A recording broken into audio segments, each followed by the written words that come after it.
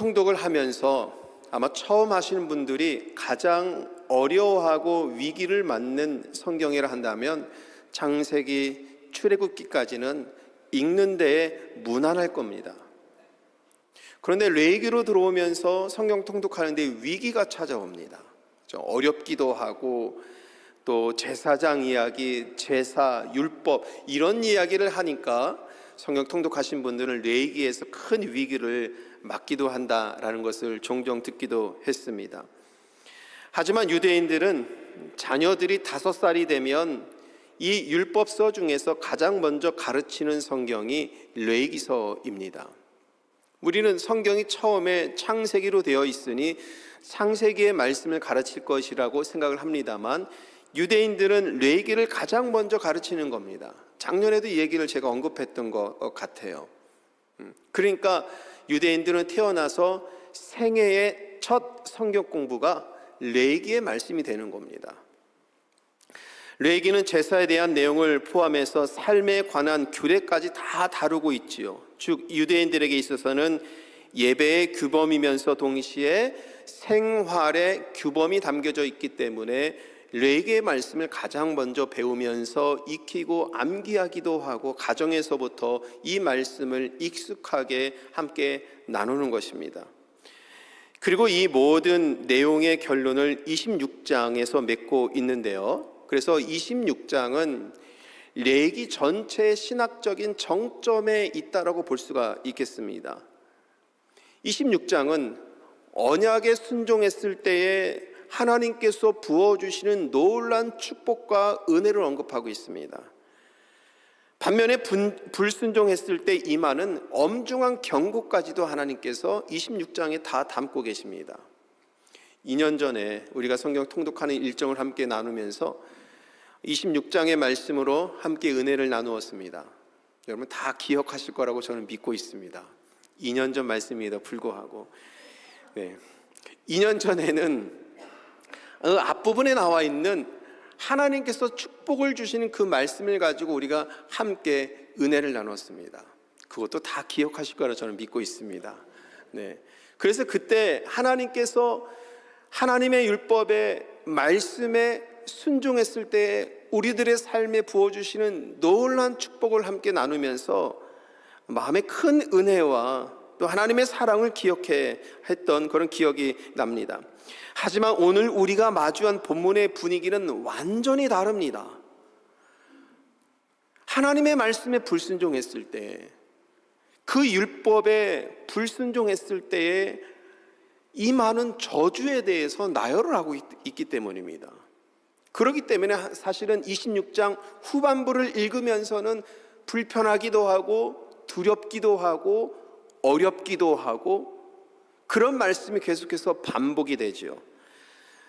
그러나 레위기 26장은 레위기 전체의 가장 정점에 있다고 했죠. 26장에서는 축복과 저주를 번갈아가면서 하나님께서 주시면서 결국은 26장 마지막에는 하나님께서 회복하신다라는 말씀으로 결론을 맺고 있습니다. 그러니까 레위기서의 말씀은 무엇인가? 유대인들이 5살 때부터 레위기의 말씀을 통해서 자기 자녀들에게 가르치려고 하는 것은 무엇인가? 결국은 하나님께 순종하고 하나님의 백성으로 살아가고 율법에 순종하며 하나님의 뜻에 합당한 삶을 살아가는 사람들에게 주시는 하나님의 은혜와 사랑이라는 겁니다. 오늘 본문 46절은 레위기 전체를 매듭짓는 공식적인 종결문입니다. 하나님은 이 마무리 직전에 오늘 본문을 배치해 놓으신 겁니다.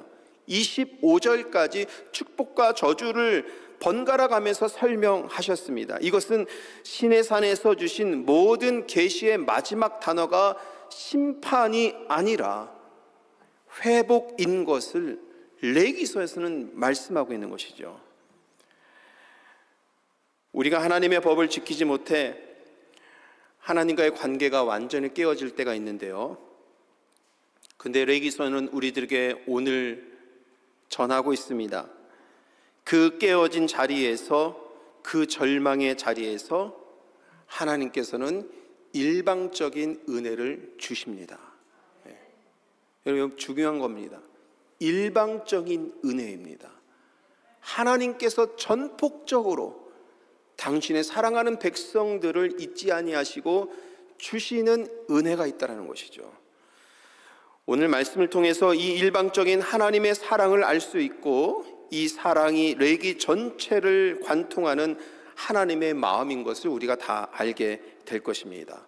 그래서 오늘 이 말씀이 끝났을 때는 하나님의 사랑을 발견하는 그런 복된 시간이 되기를 간절히 소원합니다. 본문 40절을 보면 하나님은 우리가 다시 일어서기 위해서 꼭 통과해야 되는 첫 번째 관문이 무엇인지를 말씀합니다. 그것은 자기의 잘못을 자복하는 겁니다. 자, 40절 한번 보십시오. 이렇게 되어 있습니다. 그들이 나를 거스른 잘못으로 자기의 죄악과 그들의 조상의 죄악을 자복하고 그들이 내게 대항함으로. 여기에서 딱 들어오는 말씀이 무엇입니까? 첫 번째 들어오는 말씀이 그들이 나를 거스른 잘못이라고 이렇게 되어 있습니다. 여기서 잘못이라고 이 한국말로 번역한 이 단어는 단순히 우리가 한국말로 잘못이라고 하면 실수한 정도 이렇게 우리가 생각이 들 수가 있잖아요. 그러나 이 본래의 뜻을 좀 생각해 보면 실수하고 한국말 의미로서 잘못한 이런 의미를 넘어서서 정말 소중한 사람들과의 관계와 사이 속에서의 배신한 것을 의미하는 겁니다. 여러분, 종종 지금까지 살아오시면서 배신을 당하셨던 경험이 혹시 있으십니까? 가끔 그런 이야기를 종종 듣습니다. 정말 친한 친구 사이에 신의를 지키면서 정말 마음을 나누면서 정말 삶을 함께 나누었던 친구로부터 배신을 당해서 등 돌린 것을 경험을 해서 정말 그 마음의 상처를 지니고 있는 분들, 그런 분들에 대한 이야기를 종종 듣기도 합니다. 아마 이민생활 오래 하신 분들은 사업하는 과정 속에서, 살아오시는 과정 속에서 이와 유사한 일들을 많이 겪으셨을 겁니다. 그때 쓰는 단어가 여기서 쓰고 있는 잘못, 마알이라는 단어라는 겁니다. 진심으로 믿었는데 배신을 해서 등을 돌릴 때 사용하는 단어라는 겁니다. 이것은 무엇을 의미하는 겁니까? 하나님은요, 언약의 관계에 있는 이스라엘 백성들을 진심으로 진정으로 사랑하셨다는 의미예요. 하나님은 자기의 백성들을 진실로 친밀한 관계에 있기를 원하셨다는 겁니다. 그러나 등 돌린 사람이 누구예요? 이스라엘 백성들이라는 겁니다. 제가 이 표현을 좋아하잖아요. 언약은요, 하나님께서는 언약에 신실하신 분입니다. 성경을 보면 성경에서 우리에게 말씀하고 있는 것은 하나님은 언약에 신실하신 분이시지만 언약을 파기하는 쪽은 인간이었습니다. 그런데 말씀은 나라를 잃고 포로로 끌려간 상황을 전제로 한다고 하고 있습니다. 하나님은 왜 굳이 이런 고통을 겪은 후에 자복을 요구하실까요? 본문 말씀에 자복, 회개 이 말이 나오잖아요. 오늘 민수기의 레위기의 말씀입니다만 사실은 이 26장에 나와 있는 말씀은 하나님께 불순종했을 때 이스라엘 백성들이 겪을 일을 미리 예언해서 말씀하신 부분으로 볼 수가 있겠습니다. 그러면 하나님은 왜 굳이 이스라엘 백성이 그 땅에서 쫓겨나고 고통을 겪은 후에 자복을 해야 된다고 이렇게 말씀을 하셨을까요? 여러분, 거기에는 중요한 이유가 있어요. 자복도 그냥 단순히 우리가 사과하는 의미가 아니죠. 자복은 이스라엘 고난이 죄 때문에인 것을 인정해야 하기 때문입니다. 자복하지 않으면 고난 중에 하나님을 원망하게 됩니다. 자복하지 않으면 환경 탓을 합니다. 자기의 이 죄에 대해서 고백하지 않으면 자기가 겪고 있는 일에 대해서 남 탓을 하게 됩니다. 하지만 정직하게 자복할 때 비로소 우리는 하나님을 향한 적대감을 멈추고 하나님께서 옳다라는 것을 인정하게 되는 겁니다. 그런데 오늘 본문의 말씀을 보니까 좀 전에 읽은 한번 본문을 다시 한번 띄워주시면 오늘 이 본문 속에서는 조상들의 죄까지 고백하라고 되어 있습니다. 조상의 죄를 자복하라고 되어 있습니다. 여러분, 이 본문의 말씀이 그러면 이스라엘 백성들이 겪고 있는 이 고통을, 고난을 조상들의 탓을 하라고 이렇게 남겨놓은 것일까요? 우리가 사실은 한국에서 오래 사신 분들은 한국의 무속신앙을 한번 떠올려 보면 무속신앙에서는 집안에 닥친 불행이나 가정에 닥친 그런 고통이나 고난의 원인을 여러분 어디에서 찾습니까? 조상들의 원한에서 찾죠. 자기에게 찾지 않아요. 조상들의 원한에 찾아요. 조상들의 원한을 품고 죽어서 그 영이 떠나지 못했기 때문이라고 이렇게 돌립니다. 그래서 구슬하고 그 죽은 영을 내어 쫓아야 되는 거예요, 여러분. 집안에서 내어 쫓고 내 삶에서 내어 쫓고 그리고 천당에 가게 해야 되는 거고 뭐 지옥을 가게 해야 되는 거고 어쨌든 이 원한을 품고 있는 죽은 영을 빨리 내어 쫓아야 되는 겁니다. 그래서 구슬하게 되는 것이죠. 이것은 무엇을 의미하는 겁니까? 책임을 나한테 돌리는 것이 아니라 다른 것에 돌리게 되는 것이죠. 하지만 성경이 말하는 자복은 전혀 다릅니다. 조상들의 죄를 인정하라는 것은 우리들의 죄의 습관, 이 배신의 습성이 여전히 내 안에도 있다는 것을 정직하게 하나님 앞에 고백하라는 겁니다. 죽은 조상의 원한을 달래는 것이 아니라 살아계신 하나님 앞에서 이스라엘이 오랫동안 지니고 있는, 끊지 못하고 있는 이 잘못된 관계를 바로 잡기 위해서 이 말씀을 주신 것입니다. 다른 사람을 탓하지 말고 남 탓하지 말고 다른 탓하지 말고 하나님께 자백할 때 하나님 그 빈자리에 하늘의 은혜로 채워주신다는 겁니다. 자복이라는 것은 여러분 신앙에 있어서 결정적입니다. 자복함으로 인하여서 하나님과 만날 수 있는 유일한 통로가 열리는 겁니다. 우리가 자복을 해야 하나님을 만날 수 있는 겁니다. 예수님께서 공생애를 시작하시면서 마가복음의 말씀을 보면 첫 공생애를 시작하시면서 하나님 나라를 선포하신 첫 마디가 말씀하신 것이 회개하고 복음을 믿으라. 여러분 첫 마디가 무엇이었습니까? 회개하라야 합니다. 자기의 죄를 고백할 수 있어야 돼요. 자기의 죄를 진정으로 정직하게 하나님 앞에 고백할 수 있어야 됩니다. 복음을 믿으라라고 말씀하시기 전에 우리 주님께서도 회개하라. 우리 안에 흐르고 있는 죄성, 하나님과 멀리하려고 하고 있는 이 죄성, 이것을 하나님 앞에 먼저 고백할 수 있어야 된다는 겁니다. 그래서 여러분, 그리스도인들이 되는 첫 걸음이 무엇입니까? 세례죠. 세례는 자기의 죄를 정직하게 고백하는 것에서 시작을 합니다. 그러니까 하나님께서 회개하여서 우리의 죄를 고백하게 하는 것은 우리를 부끄럽게 하려는 것이 아니지요. 우리의 영혼을 깨끗이 비워내서 하나님의 은혜가 담길 자리를 비워 놓으시는 겁니다. 그래서 자복이라는 것은 거룩한 신앙의 결단이고 회복으로 가는 거룩한 통로가 되는 겁니다. 여러분, 진정한 회복과 치유는 하나님께 자복하고 정직하게 항복할 때 시작됨을 이 말씀을 통해서 믿으시길 바랍니다.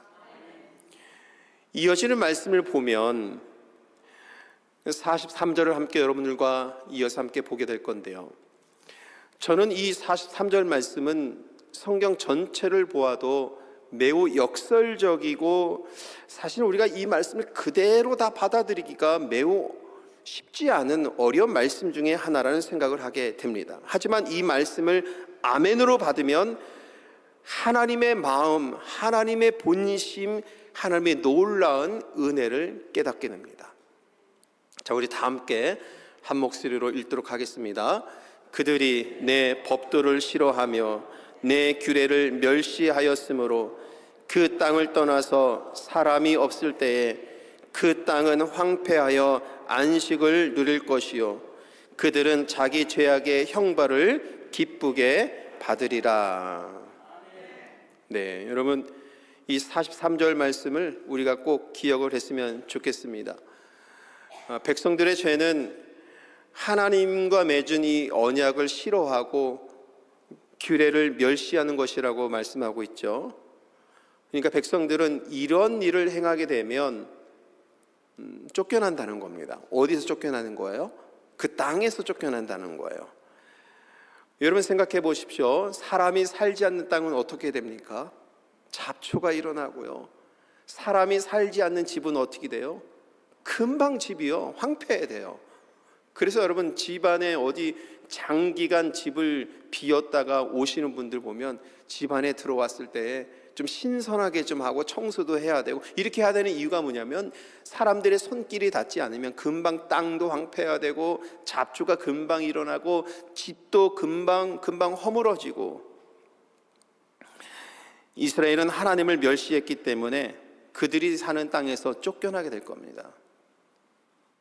하나님의 약속을 저버린 사람들은 이 축복의 땅에서 쫓겨나게 될 것이라는 말씀이에요. 그런데 하나님은 오늘 말씀을 보니까 이 슬픈 황폐함의 시간을 안식이라고 부르고 있어요. 저는 이 안식이라는 이 단어 때문에 이 말씀을 이해하기가 쉽지 않다라는 그런 생각을 했습니다. 이렇게 되어 있습니다. 그 땅은 황폐하여 안식을 누릴 것이요. 이 말씀을 곰곰이 생각해 보면 너무나도 깊은 의미가 담겨져 있습니다. 우리의 욕심과 죄 때문에 병들었던 그 삶의 자리, 그 땅, 이스라엘 백성들이 살아오면서 하나님의 백성으로 살아와서 하나님의 언약 안에서 살아갔던 그 땅, 그 병들었던 자리, 그들이 떠나 있는 동안 회복할 거라는 겁니다.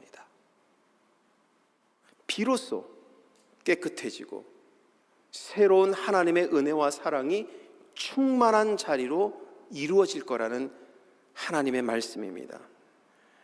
하나님은 죄로 가득한 이스라엘을 유배를 보내심으로 강제로 멈추게 하셨습니다. 그냥 두시면 그들이 계속해서 하나님을 원망하고 남을 탓하고 계속해서 하나님의 백성으로 살지 아니하고 하나님의 백성과 더 멀어진 길을 가게 될 것인데, 하나님께서는 그 땅에서 백성들을 떼어놓으심으로 인하여서 강제로 그런 죄의 길을 멈추게 하셨습니다. 그리고 회복할 기회를 주셨습니다. 그들 스스로 멈추지 못하니까 하나님께서 그들의 삶을 딱 멈추게 세우셔서 깨끗게 될 기회를 하나님께서 주신 것이라는 겁니다. 제가 이 말씀을 묵상하면서 몇 해 전에 LA에 목회자 컨퍼런스를 다녀왔었습니다. 그때 이제 기회가 되어서 요세미티를 잠깐 가봤는데요. 평소에 가보고 싶었던 곳이라서 굉장히 기대를 하고 이렇게 갔습니다. 근데 도착하는 순간 제 눈에 펼쳐지는 광경이 지금 사진에서 보시는 광경이었어요. 얼마나 놀랐는지 몰라요. 위에서 아마 가보신 분들은 아시겠지만 입구를 이렇게 들어보면은 요세미티 이런 풍경이 아래로 쭉 펼쳐집니다. 근데 거기에 연기가 가득한 거예요. 얼마나 놀랐나 몰라요. 산불이 났나? 그때 당시에 막 LA에 산불이 난다 뭐 해서 피해가 얼마고 이런 이야기가 한참 있었을 때거든요. 그 광경을 보면서 처음에 너무 놀랐습니다. 야, 이렇게 좋은 곳에 또 산불이 났나? 왜 재앙이 여기 일어났나? 그런 생각을 했었는데, 그러나 곧 설명을 듣게 됐습니다. 그곳에 불을 낸 것은 사람이 일부러 낸 것이었더군요. 숲을 건강하게 하기 위해서 불을 낸대요. 그러니까 오랫동안 나무 사이에 뭐 낙엽이 쌓여 있고 죽은 나물이 떨어져서 쌓여 있고 그것이 층층해서 오랫동안 이렇게 쌓이잖아요. 근데 그것을 일부러 불을 내서 태우는 거예요. 그 오래된 그 가지들, 낙엽들이 태워서 없어짐으로 인하여서 그 땅이 드러나고 그 땅 속에 있는 신기한 씨앗들이 햇볕을 받고 싹을 내고 그러므로 인해서 숲이 더 건강해진다는 겁니다. 제가 이 설명을 들으면서 참으로 놀랍구나라는 그런 생각을 했습니다. 제가 눈으로 본 이 풍경, 여러분 저 사진을 보세요. 저게 어떻게 산불이 아니라고 여길 수 있겠습니까? 가까이서 보면 온통 다 이 바닥이 다 불바다예요, 불바다. 근데 사람들이 그것을 다 관리를 하면서 이렇게 통제를 하면서 그렇게 하는 것을 보면서 제가 보았던 그 요세미티의 그 처참한 황폐함은 사실은 그 숲을 더 건강하게 하기 위한 청소의 시간이었구나, 준비의 시간이었구나, 생명을 살리기 위한 황폐함이었구나, 그런 생각이 들었습니다. 팀 켈러 목사님은 이 말씀을 보면서 하나님에 대해서 이렇게 말을 했습니다. 하나님께서 일하실 때는 엄위하신 자비로 일하신다라고 말씀을 했습니다. 엄위하신 말은 우리가 평소에 잘 쓰지 않는 말이기 때문에 좀 어려운 말일 수 있겠습니다만 매우 엄격하고 위험이 있다는 뜻입니다. 하나님께서는 때로는 일하실 때 매우 엄격하게 인간이 감당할 수 없을 정도의 하나님의 그 위험 있는 그 행동으로 일하실 때가 있다는 겁니다. 매우 단호하고 매우 엄격하지만 그 안에 자비가 담겨져 있다는 겁니다. 그래서 팀 켈러 목사님은 이 엄위하신 하나님을 설명하는 데 있어서 요나서를 언급합니다. 여러분 요나서를 보세요. 저도 요나서 참 좋아하는 말씀인데요. 요나가 하나님께 명령을 받습니다. 그러나 그 요나는 하나님의 뜻에 불순종해서 도망가죠. 그런데 하나님께서는 어떻게 하셨습니까? 어떻게 하셨어요, 여러분? 큰 폭풍을 보내셨어요. 요나는 바다에 던져지게 됩니다. 그리고 성경 말씀에 의하면 큰 물고기가 나타나서 요나를 꿀꺽 삼킵니다. 요나는 그것을 지옥의 뱃속이라 부를 만큼 끔찍한 공포를 경험합니다. 여러분 이것이 엄위하신 하나님의 자비라는 겁니다. 요나에게 보낸 폭풍은요, 여러분 하나님께서 보내신 이 폭풍은 요나를 죽이기 위한 폭풍이 아니었습니다. 요나를 멈추기 위한 폭풍이었어요. 하나님의 불순종의 길로 가는 요나의 발걸음을 멈추기 위한 하나님께서 보내신 폭풍이었습니다. 요나가 받아들이기에는 죽을 것 같은 두려움이었고 정말 감당할 수 없는 일이었지만 하나님께서는 요나의 길을 멈추게 하기 위해서 그리고 돌이켜서 하나님의 말씀에 순종하는 사람으로 돌아오게 하기 위해서 하나님께서 보내신 겁니다. 만약 하나님이 요나를 내버려 두셨다면 아마 그는 영영 하나님을 잃어버리고 하나님의 뜻과 반대된 그 삶을 살았을 것입니다. 하지만 하나님께서는 폭풍을 보내시고 그리고 물고기까지 보내셔서 요나를 돌이켜 세우십니다. 요나에게 폭풍이 필요했듯이 우리에게 찾아오는 인생의 황폐함이 있을 때에 하나님께서 우리를 살리시는 관심이고 사랑인 것을 우리가 믿어야 됩니다. 이스라엘 백성들은 이런 일을 겪으면서 원망도 하고 남을 탓하고 그 가운데서 슬픔을 겪고 감당할 수 없는 일을 하나님 앞에 원망하면서 했겠죠. 그러나 레위기서의 말씀을 통해서 우리들에게 말씀하는 겁니다. 하나님께서 하신 일이다. 여러분 우리는 삶이 무너지는 것 같은 어려움을 겪을 때가 있습니다. 지금도 여러분 가운데 이런 어려움을 겪고 있는 분들이 있다라면 주님께서 여러분들을 포기하지 아니하시고 회복의 길로 인도하시고 그 황폐한 땅에서 새로운 새싹이 돋아나게 하듯이 여러분들의 삶에 생명의 빛으로 일으켜 세우심을 믿으시길 바랍니다. 때로는 너무 슬프고 절망적이어서 신앙에 회의감이 들 때도 있습니다. 그러나 오늘 이 말씀을 통해서 우리는 고백합니다. 여러분, 그 황폐함은 하나님께서 우리를 새롭게 하시고 하나님께서 허락하신 거룩한 멈춤입니다. 모든 것이 다 텅 빈 자리이지만 그곳에서 생각하고 기도하고 내 삶을 돌아보고 신앙을 돌아보고 나의 행동을 돌아보고 나의 말을 돌아보고 내 삶을 완전히 주님 앞에 다 내어놓고 내 삶을 돌아볼 때 여러분, 그 자리에 하나님의 신실하신 언약이 다시 역사하는 겁니다. 하나님의 언약이 우리를 살리는 겁니다. 하나님의 사랑하심이 우리를 다시 일으켜 세우는 능력과 힘이 되는 겁니다. 이것을 믿고 나아가는 것이 이스라엘 백성들이 지녀야 되는 믿음인 것이고 오늘 레위기서를 통해서 우리들에게 주시는 그 말씀인 것입니다. 오늘 저와 여러분들이 이 말씀을 마음에 품기를 축복합니다.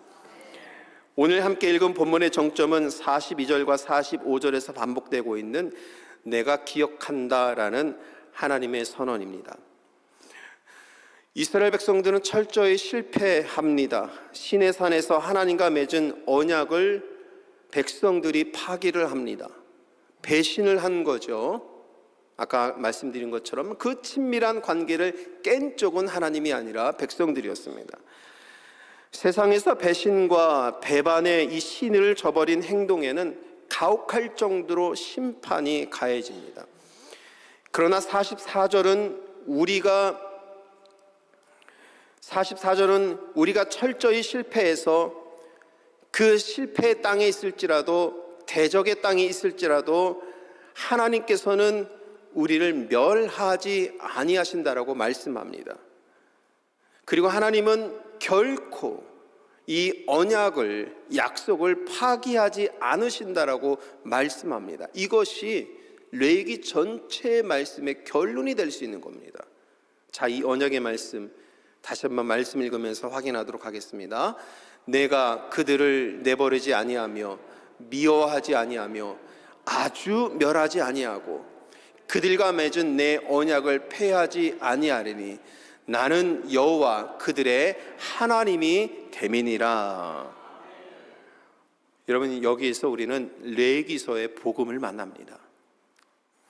백성들이 하나님의 법을 지키지 못해서 언약 관계가 완전히 깨어진 바로 그 절망의 자리에서 하나님 아버지의 일방적인 은혜가 선명하게 드러납니다.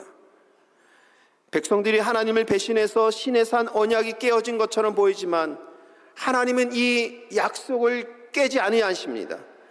하나님은 오늘 이 본문의 말씀을 통해서 말씀하십니다. 내가 너희들을 버리지 않겠다. 내가 너희들을 미워하지 않겠다. 내가 너희들을 아주 멸하지 않겠다.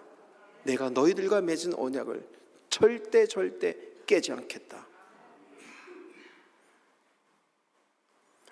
하나님은요, 여러분, 이스라엘 백성들에게 황폐함이라는 것을 보내실지라도 하나님의 마음속에는 그것을 통해서 백성들이 돌아오기를 원하시는 겁니다. 그래서 레위기의 결론을 맺는 말씀은 심판이 아니라 하나님의 사랑인 거예요. 하나님의 사랑이에요. 이 사랑 때문에, 이 하나님의 사랑 때문에 예수님께서 이 땅에 오셨어요. 예수님도 말씀하십니다. 회개하고 복음을 믿으라. 주님께서 이렇게 이 땅에 오셔서 하나님의 사랑을 입고 이 땅에 오셔서 우리 주님께서 회개하고 복음을 믿으라고 선포하시고 선언하시고 병든 자를 고치시고 죽은 자까지도 살리시면서 이 복음의 은혜가 무엇인지를 말씀하셨는데도 안 되니까 우리 주님께서 홀로 십자가의 죽으심으로 우리의 죄를 씻으셨습니다. 하나님의 사랑이에요. 이것이 레위기에서 우리들에게 말씀하고 있는 하나님의 사랑이에요. 이 사랑이 예수 그리스도를 통해서 이루어진 것을 레위기를 통해서 우리들에게 말씀하고 있는 겁니다. 저와 여러분들은 이 하나님의 사랑을 우리가 받았음을 믿어야 될 줄 믿습니다. 하나님의 사랑을 받은 거예요. 그러면 우리에게는 늘 언제나 새롭게 할 수 있는 하나님의 능력과 은혜가 우리 가운데 있는 거예요. 우리의 마음의 태도를, 삶의 태도를 바꿔서 주님께 나아가야 됩니다. 우리의 신앙은 내 의지가 아니라 우리를 사랑하시는 하나님의 신실하심 위에 서 있습니다. 하나님의 신실하심은 변하지 않습니다. 하나님의 언약은 깨어지지 않습니다. 우리의 결심은, 다짐은 때로는 안개처럼 사라질 수 있겠습니다만 하나님의 약속은 결코 사라지지 않습니다. 오늘 본문이 우리들에게 증명해 줍니다. 죄 가운데 있는 우리들을 위해서 예수 그리스도께서 십자가에서 모든 징계를 대신 받으셨습니다. 십자가는 하나님이 우리를 영원히 기억하시겠다는 가장 확실한 증거가 되는 겁니다. 여러분, 우리가 무너진 자리에서 절망하지 말아야 될 이유가 이 십자가의 사랑이 있는 겁니다. 우리를 기억하시는 하나님의 사랑이 여러분들의 삶을 다시 영광스러운 자리로 일으켜 세우실 겁니다. 우리 교회를 사랑하시는 하나님께서 우리 믿음의 공동체를 다시 영광스러운 자리로 세우실 것입니다. 이 땅을 하나님께서 사랑해 주셔서, 이 나라와 민족을 사랑해 주셔서 하나님께서는 이 나라 민족 가운데 하늘의 영광이 충만한 땅이 될 수 있도록 하나님께서 일으켜 세우실 겁니다. 우리는 이런 하나님의 능력과 은혜를 믿고 나아가서 순종하고 그 말씀에 순종하면서 나아갈 때 이 은혜가 이루어지는, 성취되는 놀라운 하나님의 축복을 경험하게 될 줄 믿습니다. 이 말씀 믿고 나아가는 여러분 모두에게 우리 하나님 아버지와 우리 주 예수 그리스도로부터 오는 은혜와 평강이 충만하기를 주님의 이름으로 간절히 축원합니다.